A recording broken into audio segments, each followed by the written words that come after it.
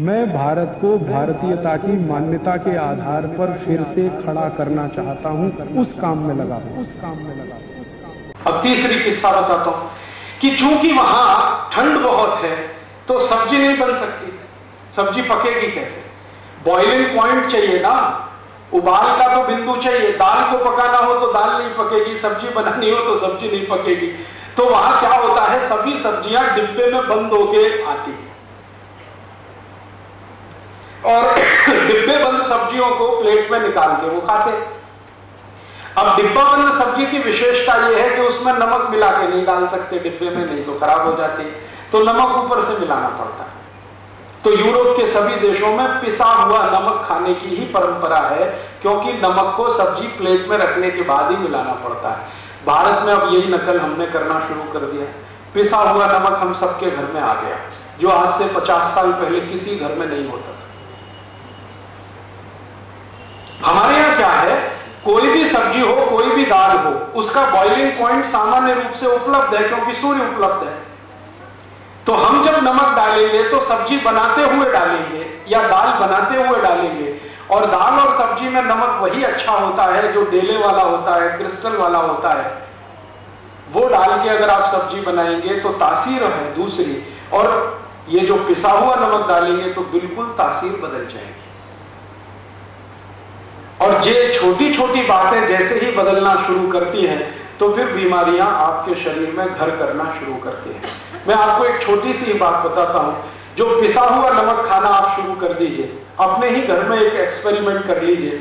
2 बच्चे अगर आपके पास हैं, एक को रोज पिसा हुआ नमक खिलाइए और एक बच्चे को वो डेले वाला नमक सब्जी में डालते हुए उबालते हुए खिलाइए। जो बच्चा डेले वाला नमक खाएगा वो ज्यादा स्वस्थ रहेगा, जिसको पिसा हुआ नमक दे रहे हैं वो हर समय बीमार रहेगा।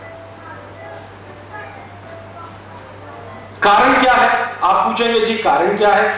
सब्जी को उबालते समय, दाल को उबालते समय जो नमक आपने डाला है, तो नमक भी उबल रहा है सब्जी के साथ, दाल के साथ। तो उसकी जो इंप्योरिटीज हैं, जो उसमें से शुद्धता नहीं है, अशुद्धता है, वो गर्म पानी के साथ कम होती जा रही है।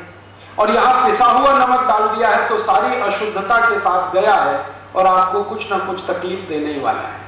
और ये तकलीफ जानते हैं क्या आती है? आजकल ज्यादातर माताओं बहनों से मैं एक ही शिकायत सुनता हूं, ओ राजीव भाई हमको थायराइड की समस्या हो गई। ये थायराइड उन सभी को होने वाला है जो पिसा हुआ नमक खाएंगे। और थायराइड के दोनों ही हिस्से हैं, हाइपरथायराइडिज्म, हाइपोथायराइडिज्म, दोनों में हम फंसे हैं और हमारी करोड़ों माताओं बहनें फंसी हैं। उसका एक छोटा सा कारण है पिसा हुआ नमक। जितने दिन आप ये खाते रहेंगे, थायराइड से कभी भी बाहर निकल ही नहीं सकते, कितनी भी गोलियां खाएं, कितने भी इंजेक्शन लगाएं। लेकिन जैसे नमक बदल देंगे, बिना दवा के थायराइड ठीक हो जाएगा। मेरे पास बहुत सारे पेशेंट आए थायराइड के, ज्यादातर माताएं आती हैं क्योंकि उनको थायराइड की समस्या पुरुषों की तुलना में ज्यादा होती है सेंसिटिविटी के कारण।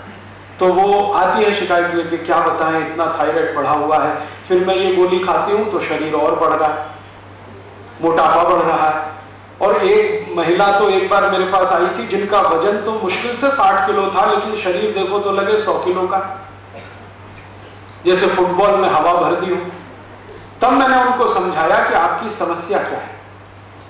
उनके समझ में आ गया। मैंने कहा बस कल से आप ऐसा करो, नमक बदल दो, पिसा हुआ नमक खत्म कर दो, डेले वाला लाओ।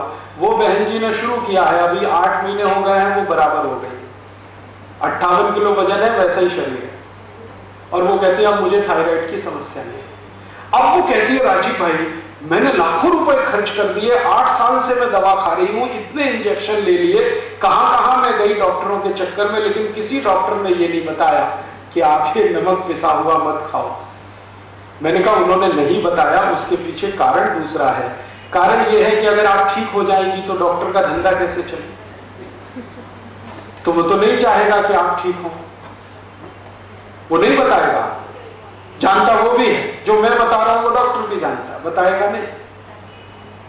तो ऐसे छोटे छोटे से हमारे अपने जीवन में बिना सोचे समझे किए गए नकल के काम हमको इतनी बड़ी समस्याओं में फंसा देते हैं। दोस्तों सबसे पहले तो चैनल सब्सक्राइब करें, फिर लाइक, कमेंट और शेयर करें। और हाँ, हमारा एंड्रॉयड ऐप डाउनलोड करना ना भूलें।